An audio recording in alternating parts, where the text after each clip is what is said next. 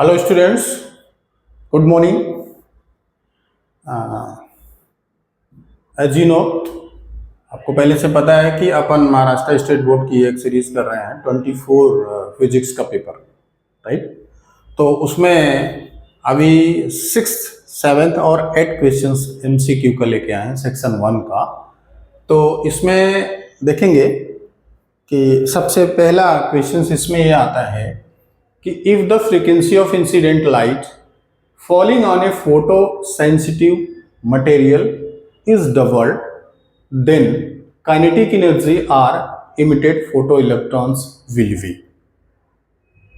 First option है कि the same as its initial value, second है कि 2 times its initial value, and third है कि more than 2 times its initial value, and last है कि less than 2 times its initial value. तो modern physics में आप लोगों ने ये जरूर पढ़ा होगा कि फोटो इलेक्ट्रिक इफेक्ट्स क्या होते हैं। तो फोटो इलेक्ट्रिक इफेक्ट्स के बारे में थोड़ी सी बातें मैं करूंगा कि जब फोटॉन्स किसी मटेरियल पे, जब फोटॉन्स किसी मटेरियल के सरफेस को हीट करता है, फोटॉन्स मीन्स आप लाइट समझो। लाइट जब किसी मटेरियल के सरफेस को हीट करता है तो वहां से इलेक्ट्रॉन्स इमिट करते हैं, और जब इलेक्ट्रॉन्स इमिट करेंगे तो करंट फ्लो होगा, राइट। तो इस कॉन्सेप्ट से हम क्या करते हैं कि light energy convert into electric energy, light energy convert into electric energy. ये चीजें आपने पढ़ा है, प्रॉपर थ्योरी है। तो इस फॉर्मूले में हमने देखा है कि जो अल्बर्ट आइंस्टीन ने एक फॉर्मूला दिया कि जो एनर्जी यहाँ पे आती है, जो एनर्जी इस पे फोटॉन्स के रूप में एनर्जी इस पे हिट करती है सरफेस पे, और उसमें से कुछ एनर्जी तो इलेक्ट्रॉन्स को नॉक करने के लिए, इलेक्ट्रॉन्स को एक्साइटेड करने के लिए लग जाती है, और कुछ एनर्जी, बाकी की एनर्जी जो है काइनेटिक एनर्जी में कन्वर्ट हो जाती है। तो ये जो टोटल एनर्जी होती है आइंस्टाइन के हिसाब से, आइंस्टाइन के अकॉर्डिंग क्या होता है कि जो एनर्जी होती है वो एनर्जी काइनेटिक एनर्जी और वर्क फंक्शन में कन्वर्ट हो जाती है। अब आप कहेंगे ये वर्क फंक्शन क्या है?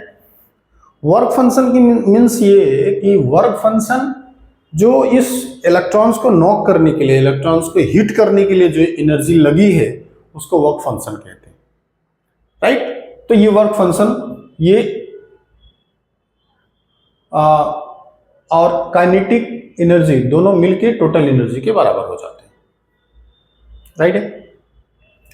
अब यहां पे देखते हैं कि प्लैंक के हिसाब से एनर्जी, यहाँ पे काइनेटिक एनर्जी क्या होगी? Kinetic energy is equal to, ये फाई इधर आ जाएगा तो E माइनस फाई हो जाएगा, ठीक है। ये फार्मूला तो हम रख के चलते हैं। करना क्या है हमको? If the frequency of incident light falling on photo sensitive material is double, इसकी फ्रीक्वेंसी को बढ़ा दी जा रही है, इस लाइट की फ्रीक्वेंसी को जस्ट डबल कर दी जा रही है, देन व्हाट हैपेंस, तब क्या होगा? काइनेटिक एनर्जी कितना होगा वो हमको फाइंड आउट करना है, ठीक है। काइनेटिक एनर्जी और फ्रीक्वेंसी के बीच में क्या रिलेशन है वो हमको समझना पड़ेगा। तो पहला काइनेटिक एनर्जी तो ये हो जाता है हमारा। तो ई के जगह पे हम ये चेक कर लेते हैं, एच म्यू होता है, म्यू क्या है? फ्रीक्वेंसी। अब इसी फ्रीक्वेंसी का काइनेटिक एनर्जी से क्या रिलेशन है हम इस फॉर्मूले से कैलकुलेट करके बता सकते हैं कि क्या होता है, ठीक है। तो सपोज कर लो ये पहला इक्वेशन है, सॉरी ये पहला इक्वेशन नहीं है, इसको थोड़ा और कर देते हैं। K is equal to E के जगह पे हम क्या लिखेंगे? H mu minus phi, h mu minus phi, ये पहला इक्वेशन है। अब सेकंड में क्या करते हैं कि हम इसकी फ्रीक्वेंसी को डबल कर देते हैं। अभी तो ये फ्रीक्वेंसी म्यू की फ्रीक्वेंसी से आ रही है और यहां से इलेक्ट्रॉन इमिट कर रही है और करंट फ्लो हो रहा है, तो हम इस फ्रीक्वेंसी को डबल कर देंगे तो हमारा जो हमारा ये काइनेटिक एनर्जी है, राइट, ये काइनेटिक एनर्जी चल रही है हमारी, तो उसका काइनेटिक एनर्जी डबल दूसरा हो जाएगा। जब उसकी फ्रीक्वेंसी को चेंज करेंगे तो काइनेटिक एनर्जी चेंज हो जाएगी। तो काइनेटिक एनर्जी क्या हो जाएगी? एच के जगह पे 2 म्यू माइनस फाई कर देंगे, यानी कि k dash is equal to 2h mu minus phi. ये इक्वेशन नंबर सेकेंड आ गया। अब इक्वेशन नंबर फर्स्ट और सेकेंड है, इन दोनों में रिलेशन देख लेते हैं। तो तो रिलेशन देखिए, तो k डैश डिवाइड कर देते हैं, k dash upon k is equal to 2h mu minus 5, 2h mu minus 5 upon ये नीचे का जो k है ये हो गया h म्यू माइनस 5। अब इसको कैसे सॉल्व करेंगे, यहाँ पे देख लीजिए, इसी के सामने ही कर देते हैं पहले दूसरा लाइन, 2h म्यू माइनस 2 इसको लिख सकते हैं plus 5 upon h mu minus 5। ये देखो 2 माइनस 2 5 प्लस 5, ये माइनस 5 ही होगा, हम अपनी ज़रूरत के हिसाब से इसको ले रहे हैं। तो यहाँ पे हो जाएगा, ये यहाँ से 2 कॉमन ले लिया हमने, 2 कॉमन ले लिया तो h mu minus 5 plus 5 upon h mu minus 5। ठीक है, इसको अलग अलग कर देंगे, ये अपॉन ये कर देंगे एक बार, 2h mu minus 5 upon h mu minus 5 plus 5 upon h mu minus 5। ये हो गया, यहाँ से h mu minus 5, h mu minus 5, ये क्या होगा, कैंसिल हो गया, यहाँ से बचा कितना 2 और यहाँ से कितना बचा 5 अपॉन h म्यू माइनस 5। तो अभी देख रहे हैं आप यहाँ पे क्या देख रहे हैं, इससे देखेंगे 2 प्लस फ्रीक्वेंसी को हमने डबल किया, देन उसका काइनेटिक एनर्जी जो आ रही है वो 2 प्लस हो रही है, 2 से ज्यादा हो रही है। तो आई थिंक आपको आंसर समझ में आ गया कि जब हम फ्रीक्वेंसी को डबल करेंगे तो उसकी काइनेटिक एनर्जी 2 प्लस हो जाएगी, डबल से ज्यादा हो जाएगी। अगर 3 टाइम्स करेंगे तो 3 टाइम्स से ज्यादा हो जाएगी, 4 टाइम्स करेंगे फ्रीक्वेंसी को तो 4 टाइम्स से ज्यादा हो जाएगी, क्योंकि यहां पे ये चीज आ रही है। तो इससे हमको लग रहा है कि आंसर कौन सा सही होगा, मोर than 2 times it's initial value. तो ये आपका आंसर करेक्ट हो गया। आई थिंक आपको ये समझ में आ गया होगा। यह आइंस्टीन का फार्मूला है कि total energy is equal to kinetic energy plus work function. यहां से हमने काइनेटिक एनर्जी के बीच में रिलेशन को स्टेब्लिश कर लिया कि काइनेटिक एनर्जी का क्या रिलेशन होता है म्यू के कॉन्सेप्ट में। तो ये चीजें हमको मिल गई। तो इस तरह से ये क्वेश्चन कंप्लीट हो गया। तो कभी भी इस तरह के क्वेश्चंस आएंगे तो आप इजीली सॉल्व कर लीजिएगा। बस आपको ये समझना है, ये पूरा करने की जरूरत नहीं है, आपको सीधा समझ लेना है कि फ्रीक्वेंसी को डबल करने से काइनेटिक एनर्जी मोर देन 2 टाइम्स हो जाएगी, ट्रिपल करने से मोर देन 3 टाइम्स हो जाएगी, सीधा कॉन्सेप्ट। ओके, नेक्स्ट देखिए, in a cyclic process if delta U is equal to internal energy, W work done and Q heat supplied, then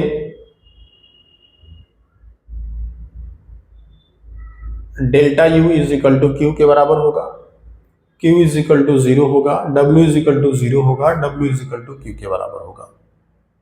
तो इस क्वेश्चन को समझते हैं। अब आपको थर्मोडायनेमिक्स के फर्स्ट लॉ समझना पड़ेगा कि थर्मोडायनेमिक्स का फर्स्ट लॉ क्या होता है। थर्मोडायनेमिक्स का first law conservation of energy होती है।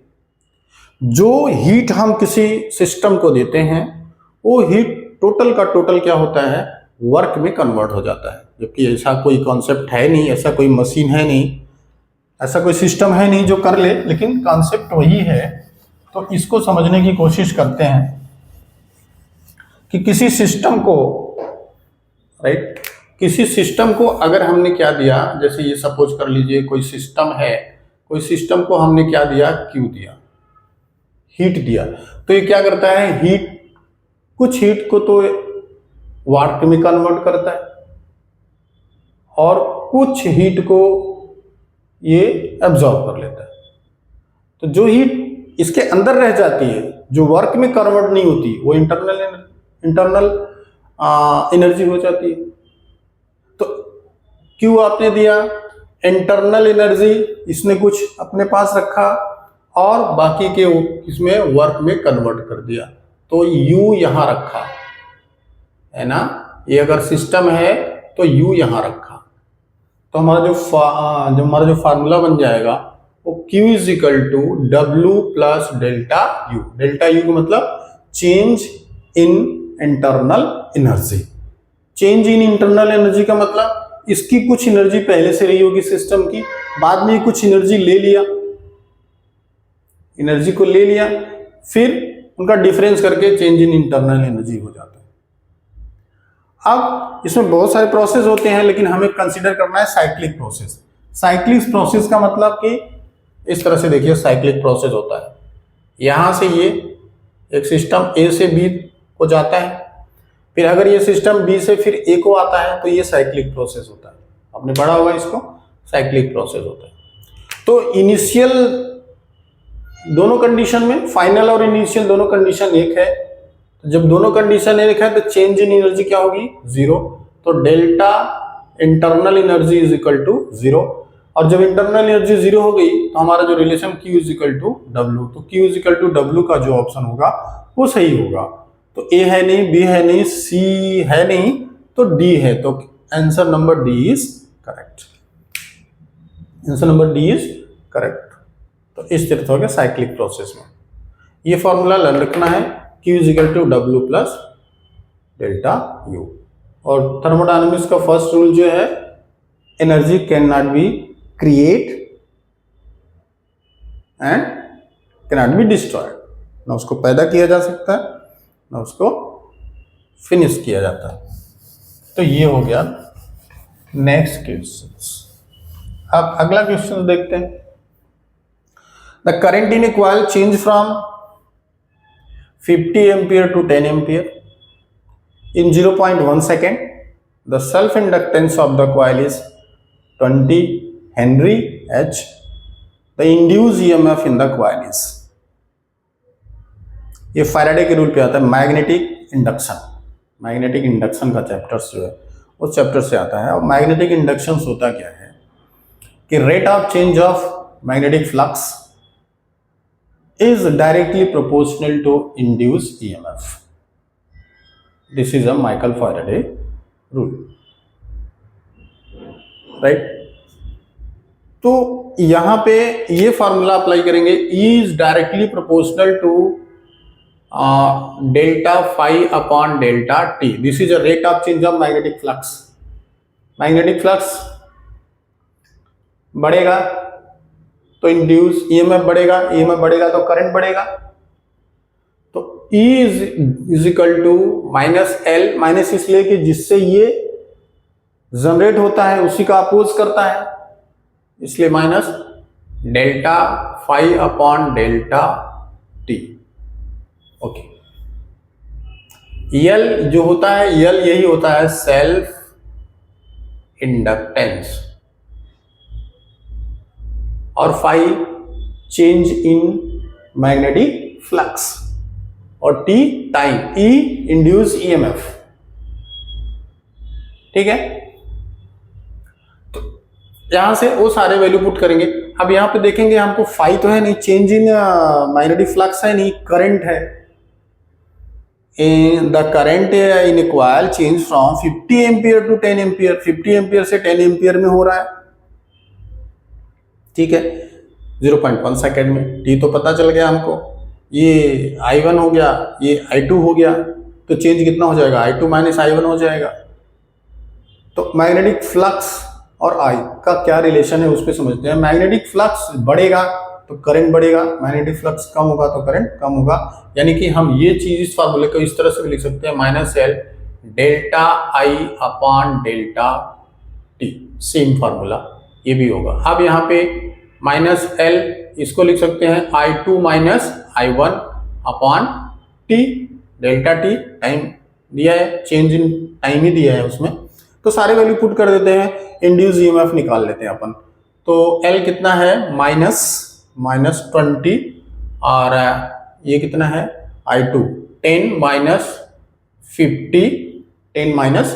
50 अपॉन 0.1 माइनस 20, और ये हो गया माइनस 40 अपॉन 0.1, ये हो गया माइनस माइनस कितना हो जाएगा, प्लस हो जाएगा, और ये हो जाएगा 800 00, और 8 हो गया 0.1, और ये हो गया, ये पॉइंट को हटाने के लिए अभी ये कर देंगे 110 से मल्टीप्लाई कर देंगे, इतना वोल्ट।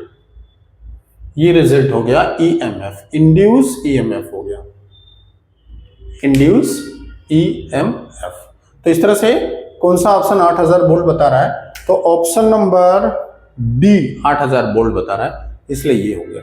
तो ये फार्मूला आपको याद रखना पड़ेगा, इससे आप सॉल्व कर सकते हैं आसान से। याद रखना है कि फ्लक्स चेंज होगा जो, वो डायरेक्टली प्रोपोर्शनल टू करंट होगा, करंट वैसे वैसे बढ़ेगा जैसे मैग्नेटिक फ्लक्स में चेंजेस होंगे, ठीक है। तो ये 3 क्वेश्चंस हमने यहाँ पे सॉल्व कर दिया। तो इस तरह के क्वेश्चंस अगर बनते हैं तो ये चीज़ आप बिल्कुल साफ कर लीजिएगा। Thank you for watching this video. Next video में हम फिर आपको आगे के क्वेश्चंस लेके आएंगे। Okay, thank you.